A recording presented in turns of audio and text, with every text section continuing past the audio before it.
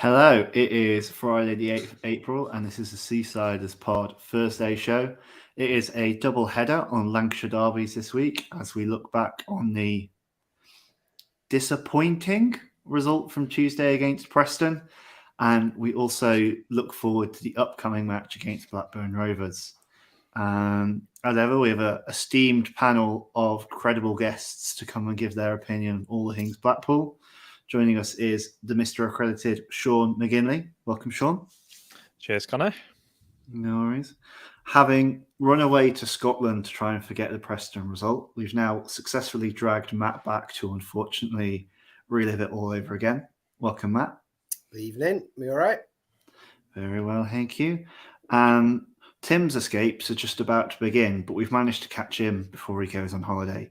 I foretold what's going to happen tomorrow, so I'm getting ready to make my escape after tomorrow. Where are you going, and are you looking forward to it? Yes, I am. I'm going. Yes, and I think we can come up with some better adjectives for the description for Tuesday's performance, but I'll keep the powder dry at the moment. Well, yeah, I think there'll be plenty of time for that later, and we don't want members of the Blackpool FC coaching setup to get frustrated at the language we're using. I'm sure Sean has already had enough of that. It was a triumph of possession, Connor, let's be fair. So now, with the benefit of hindsight and time, we're going to look back at the game against Preston and the 7 main talking points, starting as ever with the lineup, which I'll bring onto screen now. Provoked a fair bit of kind of confusion and concern, I guess, when it first came out. Tim, what struck you about it? I think everybody was disappointed that we didn't have either Sterling or Gabriel, because that was a huge loss. In that he just robbed us, for me, of all attacking intent from the wide fullback positions. And then when you see, we all thought Stewart had been withdrawn for cautionary purposes on Saturday, and yet sick note strikes again, and he's out and sick, possibly even out for the season from what reports I've seen. So that was a huge blow, because all of a sudden you're parachuting Ethan Robson in, who, with the best will in the world, has not got what you would consider to be established championship credentials for holding down a midfield berth, and that's me being as polite as I can be about it. So I then look further forward, and I'm looking at we're effectively playing one up front. I didn't think I was convinced. I think we all were on the preview show, and when we spoke about it, that CJ Hamilton would make way for Keshi, and that would play 2 up top, and yet we've ended up in a situation, and we're going to discuss how it didn't work, no doubt, but with effectively Medina isolated up front. And so to say I was singularly unimpressed. In fact, I texted Tom Harrison, who was on the previous show, and said, home win guaranteed. And that was pre-match, so it's not with the benefit of hindsight. Okay. Tim boasting his prophetic abilities there. Matt, what was your reaction? Well, the shape was sort of what I thought we might try after being sort of pretty dismal against Forest. But the people within the shape weren't who I thought we might try within that shape, if that makes sense. Obviously, Robson threw me. Like Tim said, I didn't think CJ would start. And yeah, the stuff about the fullbacks, exactly as Tim said. I did wonder if he might bring James in, just because he's about the only fullback we've got fit who kind of gets forward and delivers the ball. And I'm wondering where the hell Charlie Kirk's gone, because I quite fancied seeing Keshi in the number 10 role. But I'm wondering where Kirk's gone, because if you're going to play Medina up front, it sort of makes sense to play the only player we seem to have that can cross a football. So it was kind of shape-wise, it sort of was what I thought he might do, but not with the people. Yeah. I guess kind of one thing that really, I think the problem is that the problem with the fullbacks, particularly in the right back, is that even if either Gabriel or Sterling were fit there, if they could just put the kit on and do the job, it didn't have to be spectacular. That then frees Callum Connolly up to go into the midfield, so you don't have to play Ethan Robson. But we're having to use a third choice right back who we'd prefer to use in midfield, and it just feels like the entire shape falls apart as a result. And do you know, Connor, I would have actually gone for 3 at the back, and then and winged it a bit rather than do what we did, because we, like you say, we've robbed Peter to pay Paul effectively by shoving Callum in at right back when he would have done a far better job. Listen, I actually thought he did okay at right back, but he isn't an attacking fullback. He's very much a defensive one. And I think he'd have done far better in midfield. And if we'd had to compromise how we played the back, where we had the back 3, or even if you end up playing someone like Marv out of position at right back to achieve the objective, that would have been better than what we did. But then who would be your right wing back in that system?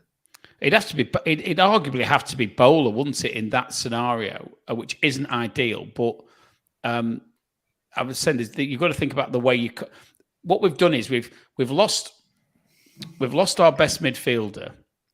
Our second best midfielder, depending on what people think, is having a bit of a rough time at the moment after coming back from Australia. And we've paired him, who had his worst game probably all season on Saturday, with a player who has a lack of championship credentials, being polite. So we've given the midfield away completely to cover an issue we've got at right back. And for me, I don't think right back is the hardest position in the world to play. And I think it would have been better compromising on the right back spot than what we did, which is to massively compromise on the centre midfield. That's my gut reaction. And that was pre-match, never mind post-match. I thought, Jesus, we've had to move the player who could have done a job in midfield to right back to cover the fact we haven't got either of our right backs available. But surely there's a better option than shoving him there and compromising centre midfield massively. And that's what we did. But that's what happened. I mean, I think we saw that during the game. We just were shockingly bad in the centre and mid. Yeah, and I think we've been poor in the midfield since January, since we've lost Ryan Wintle. I feel like it was a position where it didn't feel possible to necessarily compromise more, and lo and behold, we found it, which is unfortunate.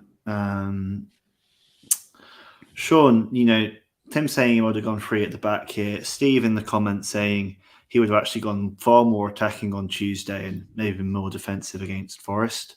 What are your thoughts? Do you agree, maybe more focus on defensive solidity, or would you like to see a more attacking lineup? I would have gone 4-4-2. I think I was quite surprised, actually, that we didn't kind of stick with the 5-4-1 against Forest, because I thought out of teams that we've played recently prior to the international break, thinking of Sheffield United, for example, we come up against a similar unit there, and we could probably have played that same system and it would have worked a bit better. But I mean, we had our moments against Forest, I guess. But against Preston, I'd have gone 4-4-2. It is personnel wise, we were a bit hampered, because I guess the thing is that Ethan Robson is a natural central midfielder. He's not been particularly a very good one, but whereas Callum Connolly, perhaps you could probably say he can partially play right back. He wouldn't. I think if you've give up the wing back positions for Josh Bowler, for example, I think we just get overrun in a different area of the pitch. I think either way, we're kind of getting overrun if we're performing in that manner. I wouldn't potentially trust Bowler to play wing back. I would have gone 4-4-2, as I say. I think for me, we were up against a very tough midfield 3. I thought that Ben Whiteman, for example, was brilliant, but it was our inability to play out under pressure. And we kept trying to force the same sort of patterns of playing out from the back. Essentially, Preston would sit off. They'd wait for the trigger of when Keogh or Marv would play into Dougal or Robson, and they'd just get dispossessed time and time again. But we kept repeating the same cycle, making the same mistake time and time again in the game. And I thought, generally, if we'd have just kind of mixed our play up a bit, I don't think we would have won anyway because of the quality out wide. As Matt says, Charlie Kirk for me is the best crosser of a ball probably in terms of natural wingers, and he could well have played there, but obviously I'd have put Keshi on the left and then played Shane Lavery up top with Medine. But I don't think we win that game no matter who plays personally if we're playing in that manner. But I think generally if you're looking at central midfield was always going to be the key against them because, as I say, Ben Whiteman, Alan Brown to an extent, that these are good combative players and they showed that, and that was the difference really. There's a good shout in the comments. Matthew Warren has just said James could play at right back, and if you want to get Connolly in the centre, which he did play when Connolly got sent off at Millwall, and he was really good at right back for about 60 minutes in that game. Because it came after he'd been hopeless in central midfield for ages, and everyone was like, James, what have we signed him for? He's the worst player ever. And then he played at right back, and he was really good. Yeah, but how playing Dujon Sterling at left back, everyone was like, oh, maybe there's a player in Dujon Sterling. That's the key to getting the best out of your players is you play them out of position. But the reality is actually when Dujon has then gone back to right back, having played left back, he's actually looked better at right back than he did before he went to left back. If that's not too bizarre. But I think they're going to left back seems to bring more out of him, and I think he's actually got more confidence as a result. I don't want to get tied up in a Dujon debate, but I think part of why we've got a bit of a downer on Dujon at right back is because it means Gabriel's not playing, and we all love Gabriel, if that makes sense, you know. No, I think that makes a lot of sense. And yeah, this whole moving players around, it feels like a very extreme version of what they're now doing in youth coaching, where they rotate all the kids around the pitch so you'll feel confident playing in a variety of different positions. It's real. Dutch were doing that. Dutch were doing that in the 70s. It's just Critchley going back to coaching basics to get the best out of his players. Oh, football, isn't it? All right, so 10 minutes in, Preston break. I need to change my banner here. And Inobba, don't really care which one, plays the ball just a little bit too long. Grimmy comes out to collect it like a hero and collides with Archer, who is chasing the ball. Looks like Grimmy gets a knee to the face, and as a result, he has to be stretched off with a concussion. Chris Maxwell comes on.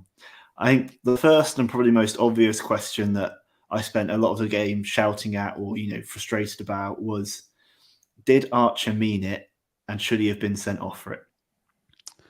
I think if the referee had been stood where we were, as against where he was, I think there's a chance that he got sent off. Interestingly, there's somebody put a YouTube video up showing Tony Cunningham back in the 1987 game, and he got sent off for what I thought looked a far less innocuous challenge on the Preston keeper at the old Cop end in the home fixture than Archer's on Tuesday night. I think he left his foot in. When the keeper's gone down like that, I would suggest the usual thing to do is to jump over them, and he didn't.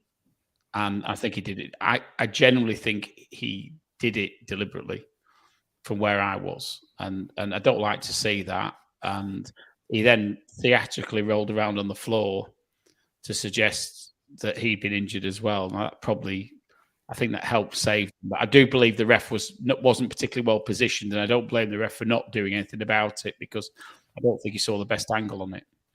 Assuming he did it intentionally, which is an assumption, would you say that was to leave one on Grimshaw to win a penalty, or it's irrelevant why he did it?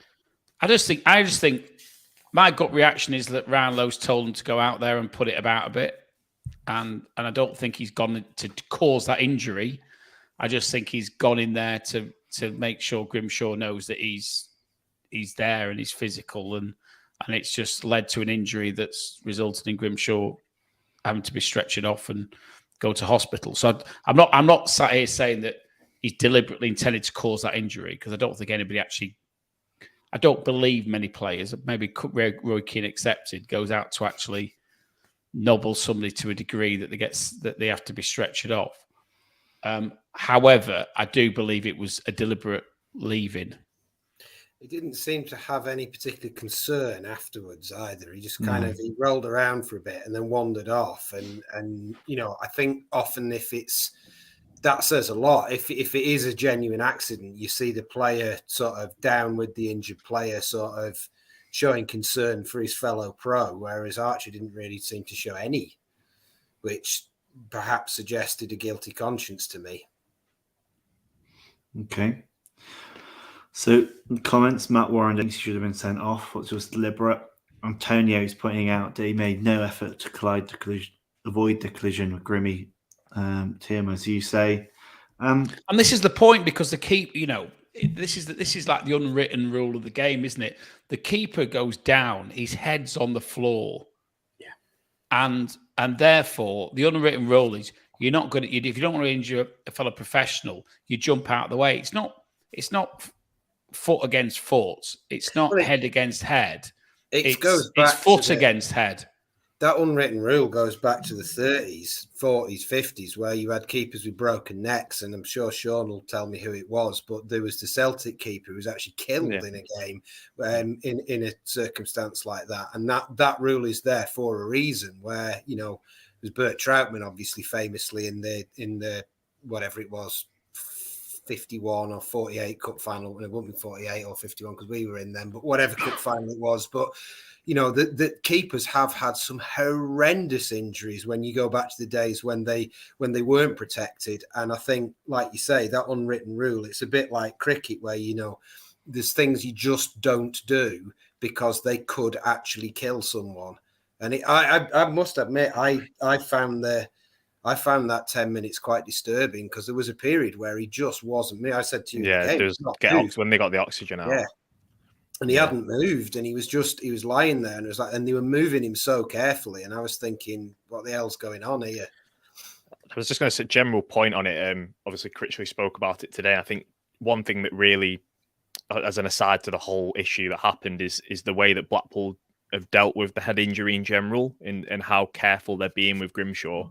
I'm quite passionate about the sort of dementias links to football and things like that have sort of come to the fore more often. And obviously, it's Tony Park's celebration tomorrow, and he's kind of a victim of this kind of thing. And I think that the way that the club are really protecting Grimshaw, putting no time scale on his return, it's as slow as he wants it. They're going to take absolutely no risk with it. And he was talking about how he'd quite like to see temporary concussion substitutions brought in, because quite a lot of the industry experts don't believe that the current format is fit for purpose in terms of concussion subs. They believe that there should be temporary substitutions where a player goes off, gets assessed by an independent doctor away from any of the medical staff, and then after they've been assessed, if they're fit to come back on, they then return to the field. And at the moment, the concussion subs are still kind of in the hands of the football clubs themselves. And as much as Blackpool have been great on this issue, and they clearly care very much about player welfare, not every club is of that mind. And I just think that was an important thing to note, that Blackpool have kind of leading the forefront of this kind of thing. Yeah, you kind of need something like the NFL, where, you know, there is a set up, you know, independent set of medics there who can go, okay, you're clearly out of it, no matter what you say as a player and no matter what the manager says, we're taking you out of this game for now. And crucially, at least the setup there is that the NFL, they actually can fine, you know, teams that don't follow that. You know, there's very serious penalties. Interesting. Tom's just said that. Tom was on the preview, just said that on the chat. Very, very, just basically the same point you've made, Connor. And I'm not into the NFL, but it seems completely logical to me, particularly at the higher levels of the game. Yeah. Now, David's saying he doesn't think Grimmy will be back this season. Sean, you're saying they're not putting a time frame on his return. But Leanne makes an excellent point in the comments as well, that Creamy's been really, really amazing. And Sean, you talked about how a lot of our build-up felt quite stale in this game. When I think about Grimshaw compared to Maxwell, distribution of the balls were a large piece of that. You know, how much do you think Maxwell coming on had an impact on the game? And how big a miss will Grimmy be for the foreseeable future? I think generally, I thought Maxwell dealt with it really well, to be honest. I think to come back out of the blue, you're in a stadium where fans despise you by the thousands, and it's a massive occasion. You're kind of on the back foot in the game already, so you've got to have an element of of sort of composure about you, because you could quite easily fall on your backside, as many people do. But yeah, I think it's a good point about the distribution. But I think that I feel like Grimshaw comes into his own when we're set up to play on the counter attack, and I think we were trying to control possession in the sort of a ponderous way where it wouldn't have mattered who was in goal. I don't think the distribution really mattered, because we weren't shifting the ball from left to right with any sort of purpose to disrupt Preston's setup. We were passive, as I say, in terms of it was the same patterns every time. It was Ekpiteta to Keogh. Keogh would then feed it into one of the central midfielders. That's the thing. I think Preston accepted it. They allowed us to have possession.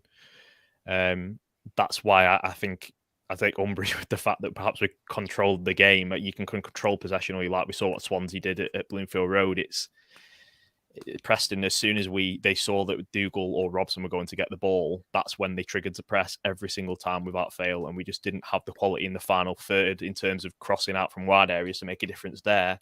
And we never looked like we were going to break through them in possession either. So there's some garbage balls played into Dougal and Robson, I have to say. 100%. Well, that's the thing. And then they get criticised for losing it. And listen, I'm not going to flag way for either of them on the basis of that performance. But Jesus Christ, the number of times they received the ball with their back to our goal and with a Preston player right on the backside, and they had no time to do anything.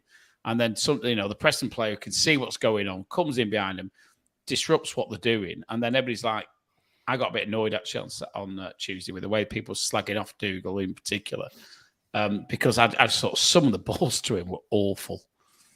But anyway, sorry to interrupt, Sean. No, you're okay. I do think sometimes that shows the next step in class of a central midfielder, because I would have, if say Kevin Stewart was on the pitch, I would have seen him probably take on the ball in that tight area under pressure and do something with it. I think that's where you have to take on the mantle at some stage. As much as there was some terrible balls into him consistently, there were times where you were looking for him to make that, to try and do something on the turn and try and make something happen, thread a ball through the midfield, and we just weren't brave enough. Yeah, but he's not, for me. Listen, he's not Kevin Stewart, is he? And that's the reality situation. Yeah. He isn't as good as Kevin Stewart as a player. The difference with Dougal is that you get 40 games out of him, not 14, and that's the issue. Kevin Stewart is, well, based on our experience, he's never going to be a consistent player in the side, and that's where it becomes a problem. It becomes a conundrum for Critchley as regards what he does. But we are a poorer team without Kevin Stewart in it, without a shadow of a doubt. I actually think Dougal and him work quite well together. I think paired Dougal with Robson, and Dougal's having to step up into performing a role that he's not comfortable with doing. Yeah, he's having to be the steward. Use the word more sophisticated. Yeah. Like, he can't just do his kind of screening, protect the space. He's stuff a water. He's the water carrier of the midfield, as I see. The old Didier Deschamps at Chelsea sort of argument, isn't it, as regards what role he's performing. He isn't a playmaker. He isn't the player who's going to change the game for you. He's going to receive it and he's going to pass it short. That's what he's going to do. Well, it's a deeper question, isn't it, about the makeup of the squad, because I think what Sean said there is true. There was a real lack of risk taken, as much as, and that lack of risk actually put us under pressure, because you're absolutely right in what you describe. Pass it along the back again. Wait for Preston to close down and get into ranks. Pass it to the midfield, get dispossessed. Or the midfield pass it back to the defence, repeat until get dispossessed. That was kind of the pattern of the game, because nobody would take it on the turn or do anything. But we don't have those players in the squad. We just don't have those risk takers in central midfield. We've got a lot of water carriers in the squad. And Stewart is a very good player, but even Stewart is, I think, more of a water carrier than he is a creator, to be honest. He's a very good water carrier. He can carry more water. What am I looking for? He can carry more barrels of water than anybody else. But nonetheless, I can't see Stewart skinning three and sort of doing a 1-2 and putting it in the bottom corner, which is the kind of midfield player we just don't have, apart from Sonny Carey, who's a kid who's straight out of non-league football. But I think, arguably, even our creative players, didn't really do that this game. When I think about the way Preston's goal was scored, after we'd looked ropey for a bit, etc. It's Keshi charging forward, rather than trying to make something happen, in my opinion, goes down a bit too easily and tries to win a foul rather than doing the hard yards. Ref doesn't give the foul. Preston sweep up the pitch. We don't make tactical fouls that we probably should. And as a result, Archer is able to score. We're a bit naive there, aren't we? Because I tell you what, every team we play does those tactical fouls and more often than not gets away with them. I don't, maybe Keogh being the exception, I don't see that we do it. And you talk about the creative players or lack of creative creation, as the case was on Tuesday. But that left-hand side with DJ was just how he stayed on at half time, bearing in mind the way that game was playing out, and why we didn't change it then is beyond me. I really do not get it, because we were carrying a player on that side. We've then got Keshi up front, who, bless him, he's just back, but he's also started Ramadan, and I don't know the intricacies, but as I understand it, they don't eat between sunrise and sunset at this stage in Ramadan. So the assumption, and he's a practicing Muslim, so you've got to assume that he's not eating the way he should do. So he's playing an evening game, having not eaten most of the day, which can't be ideal for starting. And then Bowler has the worst game decision-wise that you're ever going to see him have. So it was like a car crash all over. And Medin's left isolated up front because Keshi's having to drop deep to try and make up for the deficiencies in midfield. So you've got the biggest car crash in the world, haven't you? Keshi's also playing a position that he's never actually played well in. I mean, Sean's probably, I can see the steam coming out of his ears, but has he ever actually played well at number 10? I don't remember him giving a particularly, game. It was once in League One with Jerry. Yeah, maybe. Once, yeah. Did he do a bit at Sheffield United, to be fair? Was he not playing that? He was still 10 playing role off the left. He was still playing off the left, because when he plays off the left, he kind of drifts into that 10 role and then he drifts out of it. And he's so canny in that role, because he doesn't play left wing. He'll come into sort of the 10 role and he'll go out to the left and he'll come a bit deep, and there's a lot of movement. Sorry, Connor, I think I talked over you. No, but I completely get it. But also, aside from this obviously being your agenda to bring Sully Kaikai back, he's not playing with the players around him that you need as a 10 to be successful. Like, when I think about what a 10's meant to do, it's clever passes, intricate passing combinations to bamboozle the opposition. And you're just not going to do that with CJ Hamilton, who at times is a bit of a pace merchant. Gary Medine, who, for all his qualities, I still think of more as a head baller than a footballer. And then Josh Bowler, who maybe has the potential for intricate passing combinations if he ever made the decision to actually pass the ball. Like, that just isn't a setup in terms of a front three where you're going to be successful as a 10. Do you feel like we're going back to trying to play the heavy possession-based football that we did at the start again, because we've got little to play for, and we're going to try and utilise this time to then go into the summer and try and finally build the formation that he's always wanted to play, the football he's always wanted to play? I noted in the Forest game that I felt like we weren't as direct as we have been. If you look at the numbers, we have been a very and a reasonably effective direct team. And we seem to, I said in the Forest review show that it seemed like we were determined to match. It was like, oh, they're going to pass it about. We'll pass it about too.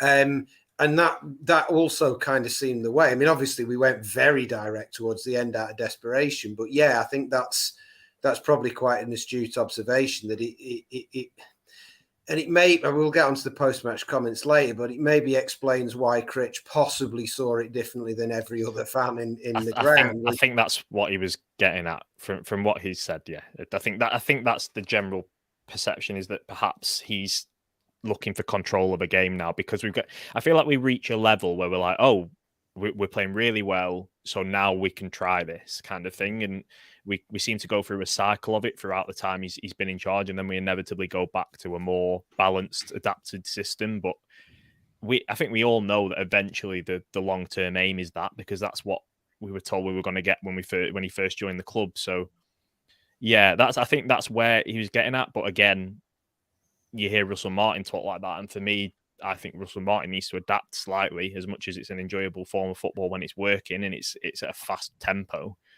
when it's at a slow, laboured pace, it's really not worth doing, because especially against a team in the way that Preston set up, you're playing right into their hands, because they're quite happy for your centre-backs to have the ball. You've not got the quality to disrupt the shape of Preston, which we didn't on the day. And you're going to have more games like this than not if you continue to play that with this squad of players. Whether we then go out and sign God knows who are able to put that in practice. But for me, I don't think that in the Championship you're going to be able to do that week in, week out as a team like us with our budget and be able to be successful generally in a season. Point made. Yeah, no, I agree with that. I'm going to move the conversation from your sophistication, Tushel, to my absolute puerile behaviour. Matt, on a scale of 1 to Piers Morgan, how much of a prick is Cameron Hotcher? I'm trying to think of someone who's more of a prick than Piers Morgan. He is. Who do I really dislike? Not really. Boris is up there for me. Well, no, I'm trying to think of somebody worse than Boris, who I really, really dislike. He's George Osborne. I can't stand George Osborne. He makes me go cold inside. Just yeah, no, yeah, he's a prick. My point on this is that if I kind of go, do you know what, fair play, because if we'd have done the exact, bar the Grimshaw thing, obviously, but if we'd have had a player that went over and shushed, if Gary Medina had gone over and shushed the entire Preston end and scored the winner in that game, we'd have all been lapping it up. You always want one of those sorts of players in your side, and I think generally, like Tim said before, I think they were sent out in that way. They knew this game was, you saw how poor they were in the 2 games leading up to our game, and then suddenly they've turned it on. They were all about this game, and I think Lowe would have probably told them, you're not having your days off. If you don't win this, you're not having your days off. Well, Sean, if Gary Medina had hospitalised the opposition keeper, no concern for him, I might have questioned whether my unquestioning worship of Gaz needed a little bit of a review. I think that's the context. I'm not bothered. About somebody running past us, giving it that. That's football, isn't it? But when you've just hospitalised someone and seen them go off on a stretcher getting oxygen, and you seem to be kind of reveling in the circumstance, I think that's what made me think he's a prick. Yeah, Matt doesn't mind if you do your fighting and your punching off the pitch, but if you come onto the pitch and start throwing your weight around, that's when you become beyond the pale as far as going. and who's seen the our esteemed podcaster's rather glum face as the Preston Preston players are celebrating in front of the Blackpool fans. Our own Joe Atherton's looking a little bit glum, to say the least. Joe, he's taking a bit of stick off the Preston fans, I think, for it, but he's taking it in good spirit, which is good. He is indeed, yeah. Taking the comments about him being really disappointed with the goal. Very good spirits. Tom has piped up saying that he thinks Gary Medine is indeed too good for this level. Playing in the Premier League next season, even for Villa. Not sure where the Villa specific bit of Gary Medine in the Prem has gone, but only Villa. Tom, you're welcome to join Club Gary at any point. There we go, being a good sport. We'll move on to the halftime changes. Apparently no halftime beer. Tim, I know you had strong opinions on the fact there were no changes at halftime earlier. Can you tell us more about that? Yeah, I mean, I sometimes think Critchley's too concerned about the impact on the individual player of making a halftime substitution. And I've managed, albeit at very low levels in junior football, but you're conscious of the impact that you have on the player and psychologically if you yank somebody at half time. But the reality was in that game that it was obvious before half time and at half time that system needed to change, and not just the system, but the personnel within it needed to change. And the difficulty is when you leave it to 60, 65 minutes, which inevitably we always do, you are losing 20 minutes of the initiative to try and turn the game around. We needed to go back to 4-4-2. It was blatantly obvious that we needed to do that. And it was blatantly obvious that we needed to get Keshi on the left and get CJ off, who was, quite frankly, just a passenger. As far as I'm concerned, and if other people have different views, fair enough. But he was a passenger. And if you're not going to change it at half time and you're going to leave it to 65 minutes, you're losing half the half that you've got to try and put things right. And I found that incredibly frustrating in professional football, that I can only think the concern was that I don't want to damage the confidence of a player by yanking him at half time. It's professional football at the end of the day, not kids' football.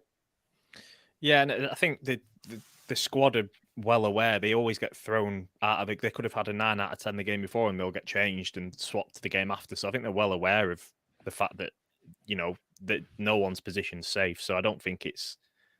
No, at the end of the day, if you can't handle that, then as you say, why are you in football? So for me, there was 2 changes, and I think that Matty Virtue had 2 45 minutes during the international break and 2 behind closed doors games. So it's not like he couldn't handle another one. So I'd have put him on at half time for Robson, and I'd have brought on Blavery for CJ Hamilton and shifted Keshi out 4-4-2, which is what we eventually did. But again, it's more, for me, it's more the approach, because if we're just going to continue in the same manner in which we were with the sort of laboured approach, then we could have done anything and it wouldn't have changed it. It was the fact that we if Keshi had had 45 minutes down the left wing and we were kind of playing a bit more direct, because we just needed to, because we weren't playing it well in possession, we were struggling on the ball in it, and we just needed to play in behind that midfield and just get in behind that midfield as much as you could do. And obviously if Medine had someone to knock it down to, or someone to occupy another defender, then that would have been the way to go. And obviously Keshi outside with the quality that he's got, he'd be able to put in more deliveries. That's the way we needed to go. But the thing is, obviously, even when we made the changes, we were still approaching the game in the same way. We were still playing the ball out from the back, very slow and laboured, and sort of shifting the ball side to side, not getting anywhere. So I think that was, for me, where it, as much as it was personnel, it was as much the approach as well. I think also there's a couple of things in that. CJ is 27. He's not a kid, He shouldn't need protecting. And 2, it's the second successive game in which he's had the least touches of the ball in our lineup. And in both games, Bowler, who has done very little in both games, has actually had over twice as many touches as CJ has, which shows that even in a poor game, Bowler's making himself available and at least occupying the other team. And I think CJ just vanishes. And we were so imbalanced, and in both of those games, the player who's had the most touches, I talked about this last time, is Husband. Now, if there's one player in the side who you don't want to sort of leave having to come up with doing something with the ball himself, it's Husband. And yet by playing CJ in front of him and leaving CJ in front of him, you're exposing Husband's weaknesses, which is that he's a solid defender. He's certainly not a creative flying fullback.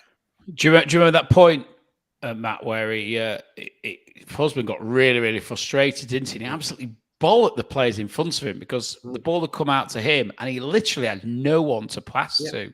And I felt like he went ape shit at him. But every time, all CJ ever does, listen, if you played fullback and you're coming forward, you want... And Bowler does this. You come inside, you go outside, but you don't make it easy for the opposition. All that CJ ever does is hug the touchline. And the problem when you hug the touchline is you play the ball to him and he's got a man on him. He's got nowhere to go. So he needs to come inside. But I don't think he's got the ability to come inside. And he needs to go outside. But we're not seeing that anyway. So the problem is you've got an ineffective left midfield player who can't get past his man on the outside, doesn't show inside, and therefore that's why the ball's going down the right for me more often, because there's actually more options when you do. Now, it might not come off, and I thought Bowler's decision-making was as bad as it was back in October, November last year when we were critical of him on Tuesday. But the reality is that he's showing inside and outside, not just one way.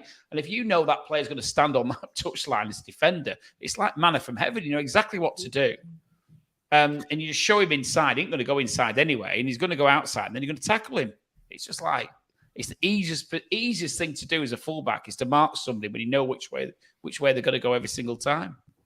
I completely agree with you, but I also think some of that isn't CJ's fault necessarily. I think that comes back to the broader issue of just the squad. Like, if you're not, I remember the start of the season when our main attacking outlet was almost the opposite of what it is now, and it was Garbutt and Keshi just being a creative force on the left, and it was brilliant. You know, and I think about the second half of the season and how having Jordan Gabriel and Josh Bowler providing a threat on the right works, whereas this game, they knew Colin Connolly probably wasn't going to be a threat moving forward, and they could just mark Josh Bowler out the game, double up upon him, etc. You know, and if you've not got anybody in the middle offering any kind of creative threat, again, you can just, you know, sit back, you know, not worry about, you know, make sure you're not leaving any space in behind for CJ to exploit. You're not having players like Jordan Thornley who can ping long balls over the top to him, you know, switch the play to the left, etc. really well. And it just feels like it felt like we expected CJ and Bowler to have a lot more space than they did, but because of the lineup we sent out and because of our tactics in the game, they instead were just completely marked out. We're never able to be free, and we never had anything in the middle of the pitch to compensate for that either. Made it easy for him, didn't we? We did. And what a game to do it in. Yeah, Clapstick saying we are all too predictable in that regard. I'm going to challenge the point here, and which the subs should have been made earlier, because actually, you know, I think even if we'd made these subs at half-time in terms of Virtue coming on, switching to a 4-4-2, etc., when we did that from the 65th minute onwards, it still didn't look to me like we were ever going to score. We were ever going to come close to something resembling a goal. So, you know... Well, hang on a minute. When did Yates come on? I thought it was about the 80th minute when Yates came on. Well, we switched to a 4-4-2, I think, with the first sub in the 65th minute. For me, you sub that you... Yeah, Virtue didn't come on till the 81st minute. Sorry, Sean, no. Carry on. Yeah, the sub that you want is Charlie Kirk, because Charlie Kirk can deliver a ball in the box. If we can win a set piece, if we can just win a set piece off them and try and get the ball into the box from a corner, Charlie Kirk's there. He can put a good ball into the box. If you're just going to play Medine up top by himself, then you need someone who can deliver across. And even on the best form that he's been in, CJ Hamilton doesn't strike me as someone that can consistently deliver quality deliveries into the box. And yeah, that was the strange one for me, because I didn't see any stage in the game in which we would turn to Owen Dale. So it seems like a waste of a substitute place almost when you've got someone there that could have made a difference. Is Kirk injured? No. Jesus. Well, it's an alternation. I get why one or the other wouldn't be on the bench, because I think we set up the bench in case we went to the 4-4-2, and obviously you need two strikers on the bench in that sense, just in case. And then you kind of look at the makeup of the bench generally, and you've got a centre half, you've got a left back, you've got a centre mid, then you need a winger, one of Dale or Kirk, and they kind of just alternate a lot. The one thing I noticed with Virtue, which and you know, you can't judge him on the time head on the pitch, but you're automatically seeing a midfielder who's more direct than what we had before. And for me, at least, he was. Somebody said, "Was it you, Matt?" Because me and Matt ended up sat next to each other. Was it you said he's got a face like an angel, but he's a dirty bar steward? It was along those lines, wasn't it? And you know, but what you do get with Virtue is somebody who will actually drive forward with the ball a bit more. And he's box to box, isn't he? And as Critchley said, actually, he said that he brought him on because he thought he would be someone that could provide a goal towards the edge of the box. He's scored goals for us in the past in that way. obviously we were talking pre-match about how Connolly can arrive in the right place at the right time at the moment in terms of going forward in central midfield. And I think that Virtue's a similar type of player to that. So having that mobility in midfield, obviously the game's more stretched as well, also helps. The other thing about Virtue is he's the one central midfielder we've got who's not scared of going beyond the ball. He'll actually run. He'll make runs for another central midfield player. But whoever we pair up seemed to, there were times against Forest where I got really frustrated with Stewart and Dougal because they would literally be on the halfway line and one of them would pass to the other. And you go, why are two of you stood within 3 yards of each other and then playing a square pass to each other? One of you needs to move and make the space for the other. And Virtue, he was on for 9 minutes or something, but he ran in. I watched him run into both corners ahead of a midfielder, showing for the ball, pulling players around. And I mean, come on, Matty Virtue he's not going to win the Ballon d'Or in his career, but it was really nice to see, as I suppose Tim's already used the word, a dynamic midfield player whose first thought was not caution. Going back to what we said about, the problem with the Preston game was we took no risks. Virtue took some risks. He risked getting caught out of position. He risked not being back into the sort of 4-5-1 defensive shape in order to try and open up something. And he let his foot in. He left his foot in. Absolutely, Just to mix it up a bit because we were. I thought we were too nice on Tuesday night. They weren't. No, they were horrible. I think that when you want to play that way, you have to create overloads all the time. You look at the way Nottingham Forest constantly looked like they had a man extra in wide areas and things like that. And Virtue, as you say, is someone that's going to get about the pitch and create those things. So then perhaps there is space that opens up for either or CJ or Bowler at times, and you need that constant sort of interchanging movement. And the minute you're static in your positions is where it goes wrong. And Virtue's someone that will never be. You could call him any name under the sun, but you're never going to call him static because he's just constantly on the move somewhere on the pitch.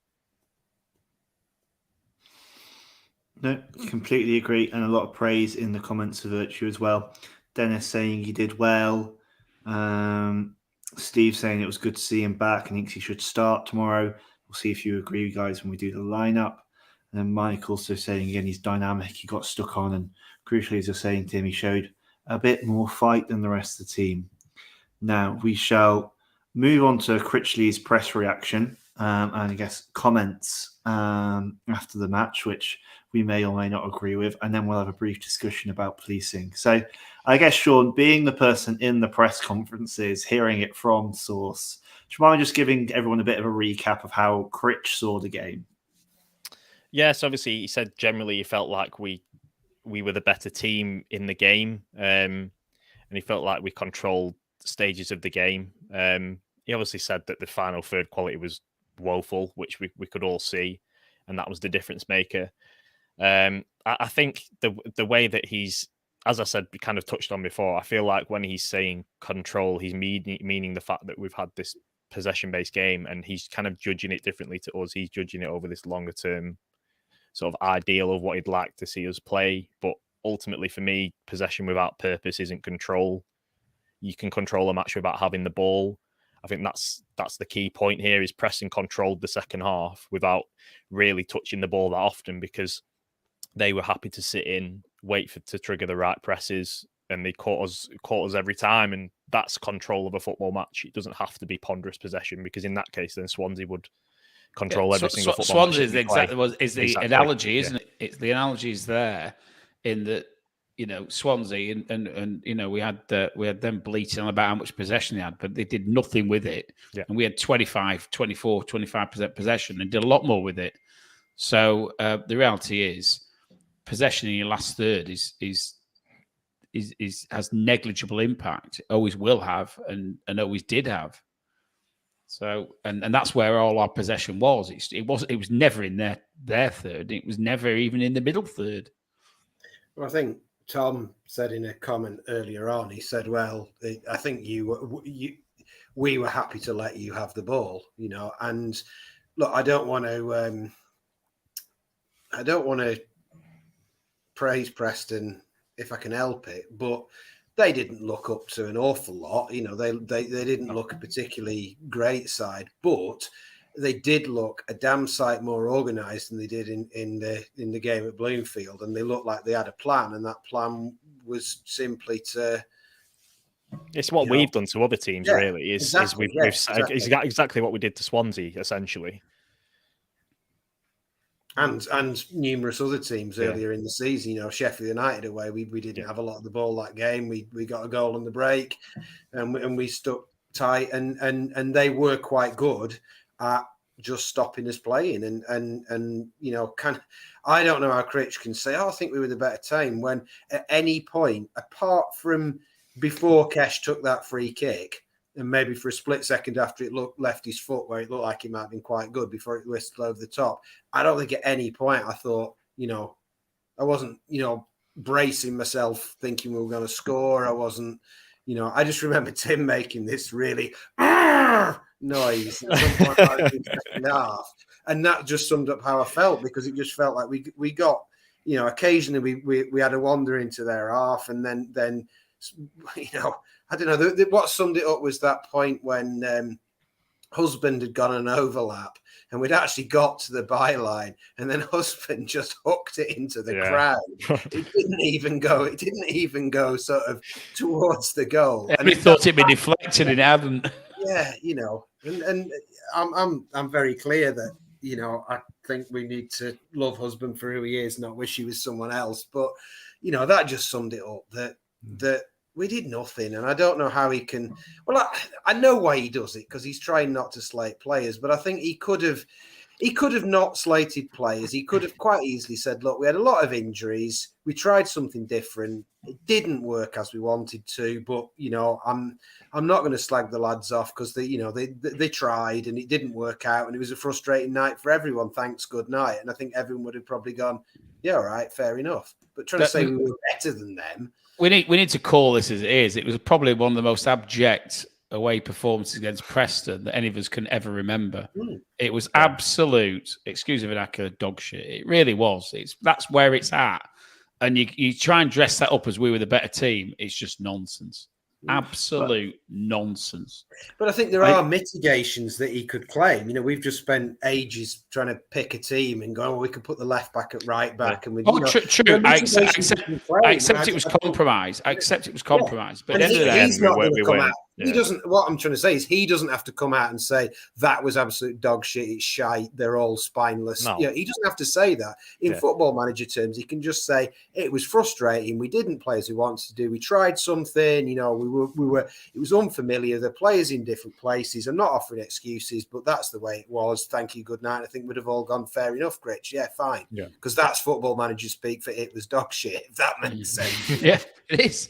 But yeah, it's when you start talking about we were the better team. There's not 1 minute on that pitch where I thought we were the better team. Well, that's the thing, isn't it? I don't think we were ever in control of a minute of that football match, whether we had the ball or not. It was that's the difference. I think is that even if you're saying that we've controlled phases of the game or things like that, there wasn't a minute, like you say, where I felt we've got a grip of this now. Like we've started to come into this now. It just wasn't. It wasn't the case. Yeah, I've got to take issue with Steve in the comments. They were poor. Preston were not good, and I think even Tom said there was a one isolated example of brilliance from a player who arguably shouldn't have been on the pitch, but. The reality is that was the only.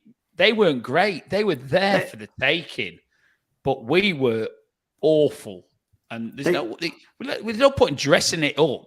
The fact that they weren't much better doesn't make it a better performance by us. Because if we put in that performance, we put in that performance against Nottingham Forest again, we ship goals for fun because you're constantly getting turned over. You play against a better team and put on that performance, then you're just going to lose by a number of goals. So it's like, as you say, you can't judge it off of the opponent. The way we played on Tuesday night is a team that would not stay in the Championship next year, and that's the reality of that type of performance. It's not indicative of the way we've played all season, and that's why I think we're also frustrated, because the game that really matters, or one of the games that really matters all season, is compromised, because we've compromise. We're not helped by the players who've got available, but it was spineless. It was pretty spineless. I've got to say, all over the pitch, I thought we just looked like we most certainly did not want it as much as them. Now, whether that's down to management, whether that's down to personnel, or whether that's down to circumstance, whether it's down to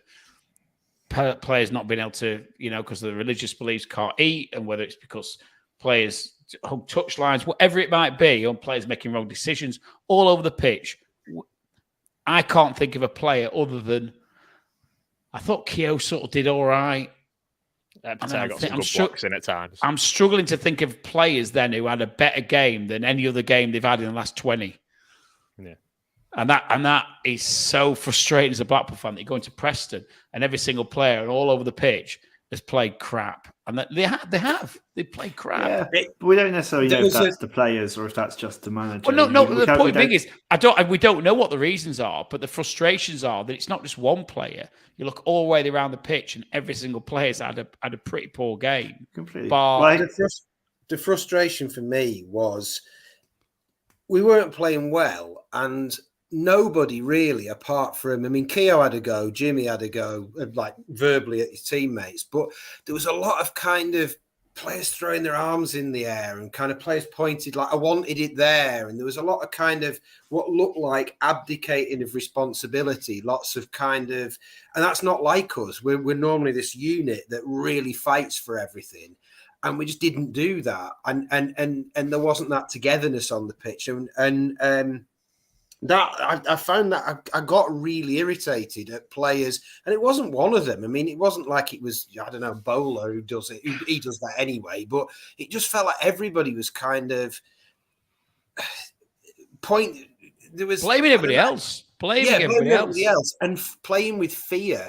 I don't necessarily think that we didn't try, but we didn't risk it. We didn't throw ourselves into that tackle. We didn't take one on the turn. We didn't do that run, and we didn't. And I actually felt a bit sorry for Keshi because he got slated. He didn't play well, but he sort of ran around trying to do things, and it not really coming off. And at least he had a go. And I can't really think of anybody else that do you think, really. Do you think he tried too much? Yeah, he probably did. I got the impression that he's meant to be doing this number 10 role, but because it wasn't happening further back in the left or in the middle, that he ended up trying to do too much. And the problem is, and that's because the number 10 bit wasn't working. But I don't actually think Keshi played badly. But I think the problem is if you haven't eaten, you are always going to run out of steam a little bit, aren't you? You're bound to.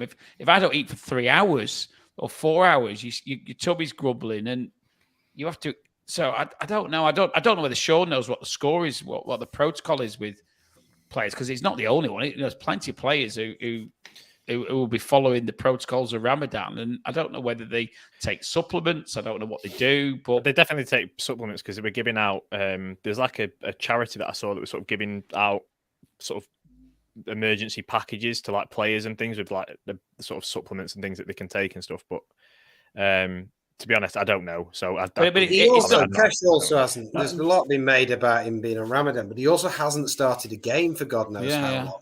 And I must admit, I'd completely overlooked his faith and everything. And then when he started looking a bit leggy, I just thought, well, he hasn't bloody started for ages. That's his. I thought he was fine personally. I thought he was fine because I just think that. You've got if just the play generally isn't linking. Keshi's at his best when everything's linking together. You're playing it through him, and then so you've got the central midfielder that will take the ball on. They'll play it through to Keshi. Keshi will then move it through the thirds, and I think that we were missing that. We were missing that sort of connectivity. So, listen, I 100% agree. He was the most effervescent of all our forward players throughout the game. So I'm not actually leveling criticism at him. A lot of it didn't come off, but at least he was trying. I felt that he was trying. I felt he was actually, if anything, trying too much for the reasons I alluded to before. So Critch has been much less harsh in his comments on the players than maybe we have been here, and Matt's alluded to that earlier. And I think that's a good thing in that he didn't go, the Jose Mourinho, Antonio Conte. I can't win with these players. They don't have the right mentality route. Like, I'm glad he hasn't done that. But actually, David made a good point in the comments, and he's since come out and said, we need to address it over the summer. We need more quality, etc. And I'm a bit torn. I can't decide if this shows a real kind of ambition from Critch that should be respected. But I'm also a little bit worried, is this the start of Critch the Diva demanding new players when he's always been quite circumspect about that in the past? I don't know, Sean, what do you think? Sorry, I'm just imagining Critch the Diva. Yeah, I think he's looking at final third quality, isn't he? He's looking at someone that can deliver consistent quality, whether that's putting balls into the box or being able to create something out of nothing, which is very hard to come by. But I don't think he's particularly bothered about the sort of the back line or further back in the pitch. I think we're pretty set there generally. I think in terms of like if you're looking for sheer quantity of players, but yeah, we need. This is the thing, because I'm like, what are we going for? Because we're so adaptable all the time. What is our style that we're planning recruitment about? Because are we going for 4-4-2 direct? Are we going for 4-3-3 possession based? Are we going for 5-4-1 on the counter? It's so hard to build a squad if you're constantly going to adapt your system and formation and style of play that it's impossible. You just end up with a bunch of players that can kind of do a bit of everything. But if you're going for a defined system, which I think eventually he's going to want to do that, because that's what he came in initially wanting to do. What is that? And how are you going to form the squad around that? And you have to stick to that then. You can't divert and start playing direct for 20 minutes when it's not going to plan. John Stevenson's excellent book on recruitment, which I can recommend to everybody if you want to get to sleep quickly. He does make the point very early that it's absolutely fundamental to a football club's successful recruitment to have a defined playing philosophy and a very clearly defined playing philosophy. And it is one thing that, having read that book to my shame, I suppose, having read that book, I have thought, well, exactly as you say, what are we? Are we 4-4-2, bang it at Gaz? On sort of, are we 4-5-1? A little player like Jerry running around and then 3 players moving across. Are we 4-5-1 more defense? It's very hard to tell what we really are, and how do the recruitment team do their job, if that makes sense? I think the other thing to think about is what I would call second season syndrome, in that we've had a sustained period of success in relation to results starting October, November 2020 that gets us into Championship, and I think probably that sustained period of winning on the pitch to a certain degree has probably won us a few games this year. But the problem is that starts for the second season syndrome. I think it starts to level out a little bit when you find your level, and I think what our issue for next season is to make sure that we're not just relying on that impetus effectively from the fact that we keep winning games, because it isn't going to keep continuing. And that performance on Tuesday was a relegation team performance for me, because I don't think Preston. I'm gobsmacked Preston as high up in the league as they are, because I think they're pretty poor. And I think they benefited from bringing Round Low in, but that's probably ebbing a bit. So I think we've actually got quite, particularly if you think Bowler might go, I think we've got a big job to do in the summer. I think we need a player who can actually score more than 10 goals a season. I don't think we've got one. See, I don't generally think, in terms of goal scorers, I'm not too concerned, because I'm thinking, if you're thinking about, if you combine the strikers' goals together, they've all got 8 and 9 each. Essentially, that's 24, 25 goals up front. If you're looking at other teams around the league and you're looking at their strikers, they've probably got one that scores 15, and then the rest score about 2 or 3, and they barely get a look in. So but that's again down to this: we're constantly rotating.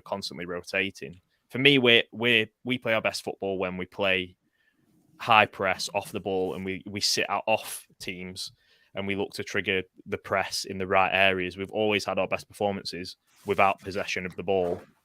And I think that if you're going to get anywhere in the Championship on the budget that we want to get there on, I think you've got to set up in that way. And if we are going for a defined system, whether it's 4-4, because you can quickly adapt a 4-3-3 to 4-4-2 with one substitution. So it's not the end of the world if you've got two formations. But if you're looking at a defined way of playing, our best way has always been out of possession, and I think that we need to kind of build a team around that. This is a clever Sean way of saying get rid of Gary Medine and bring in more pressing forwards. I see your agenda here, Sean. I was just going to say I'm mourning the team that could have been, because I think the most pleasure I've had watching us was the first half away at Huddersfield, where I thought it was superb, where by accident Carey ended up in centre midfield because we didn't have anyone else to play. And we were superb that first half. We were genuinely playing on the front foot, looking unpredictable, getting into the other team. You know, we had Medine got a goal, didn't he? I can't remember who got the other one. I think it was Yates got the other one. And we played superbly. And then Carey broke his foot. Gabriel got sent off. And we never played that way again. And it felt like it just felt like for 45 minutes, that was us. Like Reading as well. We've had these 45 minutes where we were like, this is it. This is us. Yeah. And it just seems like whenever we get that, then somebody does something like break the metatarsal or get sent off or whatever. But it doesn't seem like it's a question of the squad identity. It's always the player who's the most important link in that chain, isn't it? That's part of the squad identity thing, because we've got one player like Sonny Carey. We've got, for ages we had one player like Gary Medine. We didn't have to, obviously we got Beasley in eventually, but it's like we have these players that we can't replace because we've got loads of bits and pieces players, as if we need to have a player for every possible formation you could possibly play in a football match. And that, to be fair, has been one of our strengths, but it makes recruitment difficult, and it means when we find that groove and when that player does get injured, then we don't have the player to come in. It's like we don't seem to have, we only have one attacking fullback. And if he gets injured, we don't have any other attacking fullbacks. We've got solid fullbacks. It's like, why don't we just have two attacking fullbacks then in the long term, Fair enough. So far I've heard that they need to hire Matt for recruitment and Matt for Critch's media training. And the club will be fine. We're going to maybe not talk about policing in the interesting times, and we'll instead move straight on to talking about selecting our various man of the matches and then picking a team for Blackburn. And we're going to go straight to Tim and ask Tim, who, I appreciate it's like asking between a variety of polished turds, but who would be your man of the match for this performance? I think I alluded to it would be before in what I said. I thought Keogh, bearing in mind the fact he's come in after a lengthy period of time out, I thought he brings that a little bit of experience. Now I don't think Marv had his best game, but I think that's our best centre-back partnership, and it's good to see him back. I thought he got some tackles in. I thought he showed some leadership. So I'm going to go for Keogh. Excellent. Matt, is it Gary Medine? And if not, who else? No, it's not Gary Medine. It's Tricky Dicky, quite clearly. Excellent. And Sean, we've got 2 votes for Mr. Richard Keogh. Are you going with are you making it unanimous? I'm going for Dan Grimshaw because he kept a clean sheet. No, I'll go Keogh. 100% Keogh. There we go. Man of the match of Richard Keogh. We'll put that out on Twitter afterwards, and I'm sure people will chime in with their own views. Mike went with your first answer, Sean. Hinks it's Grimmy. Clean sheet, made a couple of saves, put his body on the line. All the platitudes, even if you're in the exactly. You can quite literally not have a player that's put their body on the line more than Dan Grimshaw literally did in that situation. I mean, because that's brave. Because the player is coming in at force and impact, and he's just taking it on the head. I completely agree. Before we talk about Blackburn and the team we want to see there, first we have a very exciting thing on the to-do list, which is to announce our prize winner. So a couple of days, maybe a week ago. We've got prizes, have we? We've got prizes. We've got one prize. We don't want to overstate it. We announced that patrons of the pod would be eligible to put their name in a hat, a virtual hat that at some point became a wheel, and potentially win a copy of Nathan Fogg's How Not to How Not to Run a Football Club. We have a video of the wheel that I haven't seen before that will announce our winner. John assures me it's going to work. And it's now time to see who that winner is. So I'm going to play that in 5 seconds and hope It could it be goes car well. crash this, or it could be brilliant. It's going to swing. If it's one of you guys, it's obviously a fix, and we'll all blame John. All right, here we go. Oh, Good graphics, John. there you go. Oh, nearly Tom May. Nearly I Tom. know, It's it nearly really a was. fix, and it is. Stephen Southworth is the winner of the copy of How Not to Run a Football Club. Congratulations, Stephen. John will may be in touch with you to help you claim your prize. Maybe you need to get in touch with him. We'll figure it out later. That's John's job, is basically what I'm trying to say. But congratulations again on winning a copy of the book. If you would like to be eligible for prizes in the future and also for exclusive podcast content during international breaks and other times, you can join our Patreon. We'll put the link on afterwards on all the socials. Basically, for the price of a pint a month, you get more wonderful Seasiders pod content, and you too become eligible for exclusive prizes and experiences. And to be fair, the WhatsApp group, we don't mention it. The WhatsApp group's great, to be fair, isn't it? And particularly on match day, we're all on it. And there's a lot of the other patrons are on it, and there's a bit of banter, and it's a good crack. So, to be honest, for personally, that alone is worth being involved. I think we all look at that every single day. So come and join us. That's a great shout, Tim. Go on, Leanne, come and join us. Stay awake beyond. Can't believe she's still awake at 9 o'clock, by the way, because last time I saw her in Fulham, she was asleep at 6. You too can join our WhatsApp group and get abused by the Seasiders Pod panel at all times of the day for the price of a pint a month. I'm going to share my screen and then let's talk about the team for Blackburn.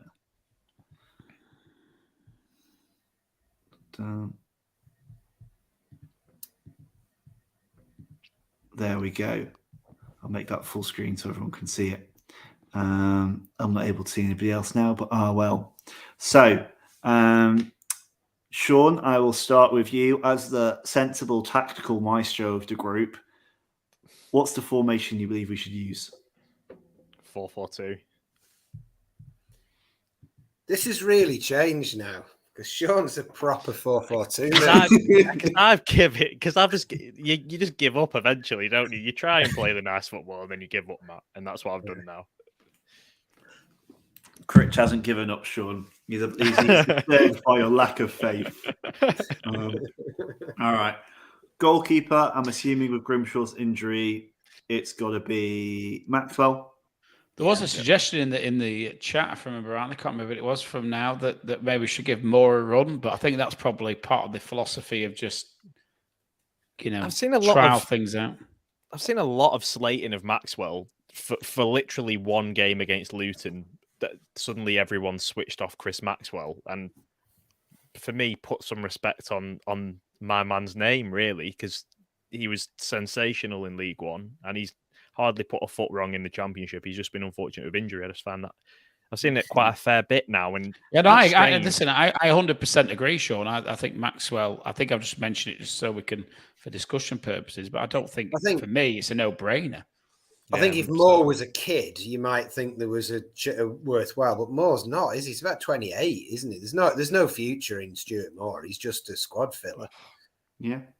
And I also I'm sorry, Stuart, if you're listening. That sounds really he lives across the road, so he lives across the road from me, so he could probably hear if I turn up the volume a bit. So all right, I don't mean that, but you know what I mean. He's never going to be a Championship number one in any time soon. He's 100% agree. Getting worse. He's not.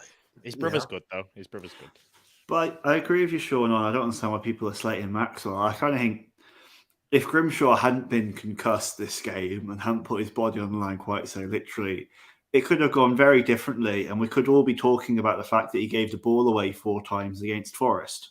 No keeper is perfect, and Maxwell's done I think as much as anybody could reasonably expect whenever he's been in that position, or whether he's been on number one. Yeah. I just hate it. Well, I get annoyed when at how many times people when he got slate injured, we were all very, very concerned about the impact on the team, weren't we? And we forget about that, and that's only because Grimshaw's come in and done such an exceptional job. But that doesn't alter the fact that Maxwell had a fantastic first 20 games of the season or whatever it was before he got injured. So I've got 100% confidence in him, and I can't believe that anybody would seriously want to play more ahead of him. It just doesn't even resonate with me. So talking about centre backs now, Matt, who would be your starting two in the centre back positions? Okay, on Marv. Any nays? Nope. No, definitely not. Okay. Well, this one might turn out to be similarly unanimous. Latest team news suggests that Jordan Gabriel is close to a return, but might not be for this one. He better had be. He basically, I think, to be honest, I think from what Neil Critchley was saying after the game against PNE, it was just a case of not wanting to risk putting him in so soon. So I think he'll be fine for this one. Well, that means he's got to start, right? 100%. And that makes it a little bit frustrating that we didn't take the risk because. But then if he's gone and pulled his hamstring or something, then yeah, but I know the game's so important, but at the same time, it's like it can't be the manager. It can be to us. It can't. Hear what you say, Sean. And then on left back, I think we've got a choice of whether you want to go defensive and solid with Husband or a bit more attacking with James.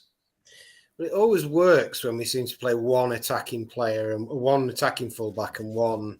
I say always works. It often works when we go with one attacking fullback and one more solid fullback.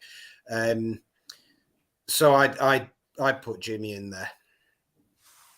Yeah, I'm going. Yeah, Husband. Yeah, I'd agree with that.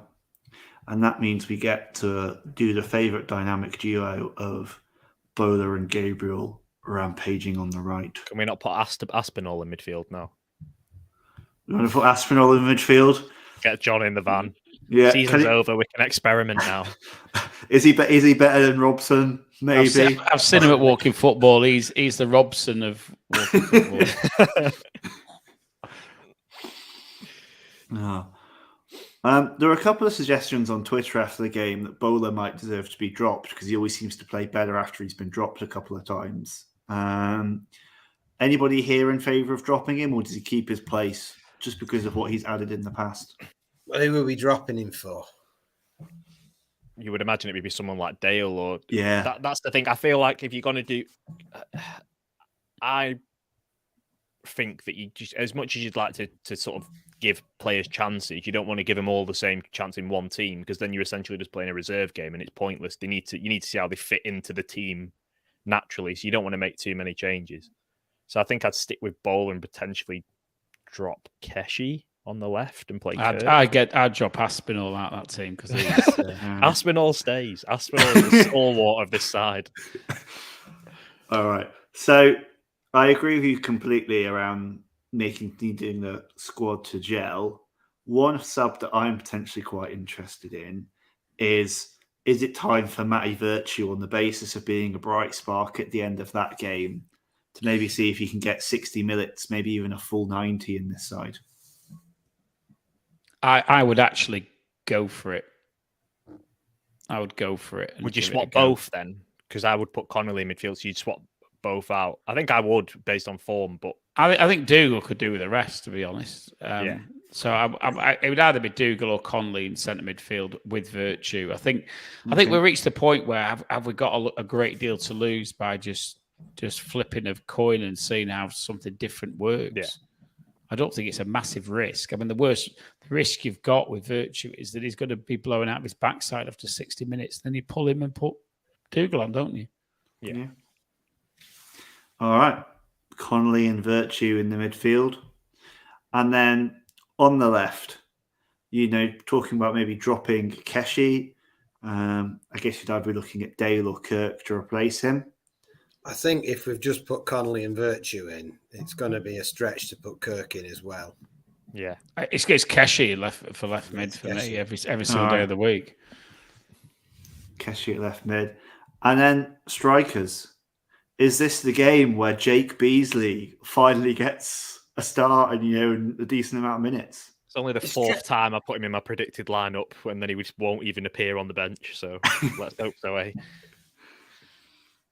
I think we've got to reach the point where we do something different, haven't we? We've got to think about doing something different, and I think he's worthy of a go.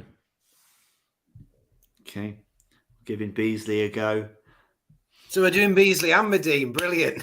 Oh, God. I kind of do want that Anti-football. once just to see it happen. It's like the apprentice and the master, isn't it, together? Did he ever actually play with Armand? I can't remember. Yeah, someone said that today. I'm pretty sure that Medine and Armand were subbed off for each other against Fleetwood in Critchley's first game. I'm not 100% though. What you really need is Beasley and Medine playing together, and then Beasley sits on Medine's shoulders, like in Power Rangers when they make all the robots the bigger robot and beat the baddie. That's the ultimate Beasley and Medine combo. Like you'd win every single corner. How would you graphically represent that, Sean? I don't know. We'll put it in the notes for John for the next version. Okay. Can we have it so you can stack players? So you've got what if one of the players is a 2-in-1 transformer combo? Can you code that?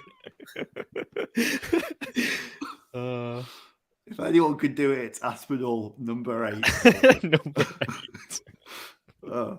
Okay, maybe moving on to slightly serious tones. Shane Lavery. Yeah, Lavery. I'd actually go. I might go Jezza on that. I think Jezza might work better with Beasley. I think he might play him in a bit more. Well, Beasley, even though he likes to pretend he's a Medine, regen. Yeah, he's much more mobile. Yeah, he's much more mobile. He can actually press, which, Yeah. I think Yates is a slightly better presser than Lavery, but not by much. Yeah, it's a flip of a coin between those two, isn't it? As to who starts, and so I'm not against the Lavery. I just think I think Lavery's a better presser and Yates is a better link-up man. Yates is a better footballer. Lavery's more of a terrier. So yeah, Lavery's more likely to score a goal, isn't he? At the end of the day, I think. Yeah. One thing I like about Lavery, particularly if we've got Keshi in the side, is that Lavery's quite good at going out wide and kind of running in with the ball, or even staying wide and allowing Keshi to kind of come in on the inside in a way that I don't think Jerry does in the same way. Like Lavery, even though he's not a left winger, when he needs to, can do a job in those spaces depending on the situation, which I think is helpful for Anderson coming in on. Have you come up with all that analysis based on the 15 minutes of football he's actually played? Well, all players who aren't in the team whenever we lose become brilliant players, don't they? I'm jesting, by the way. Hasten to add. Well, no, it's ridiculous how much now I want to see Charlie Kirk play. I love Charlie Kirk. I want to see him play, and I want to see him have a long career at Blackpool, just so he eventually becomes club captain, and we can all start calling him Captain Kirk. Right.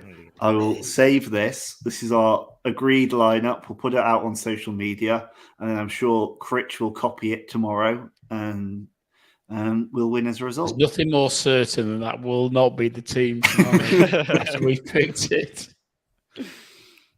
No. Grand. Mike Garrett is ringing him right now, going, right, what you can't do is... You can't do anything but this. Don't give them any more power than they have. All right. Dun, dun, dun. Well, that's been our team for Blackburn. That has been our review of a disappointing performance against Preston. Other words available, dog shit being another one used by my esteemed panelist, Tim.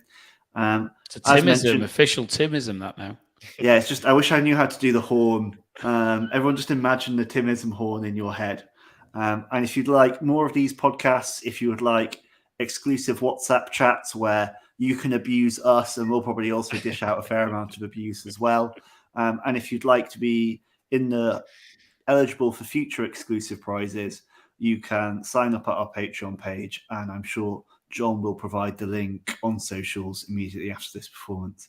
As ever, it has been an absolute pleasure presenting. It's been a pleasure speaking to our panelists, and thank you so much for listening. Have a great Friday evening, a great weekend, and up the pool. Up the pool. Cool. Oh.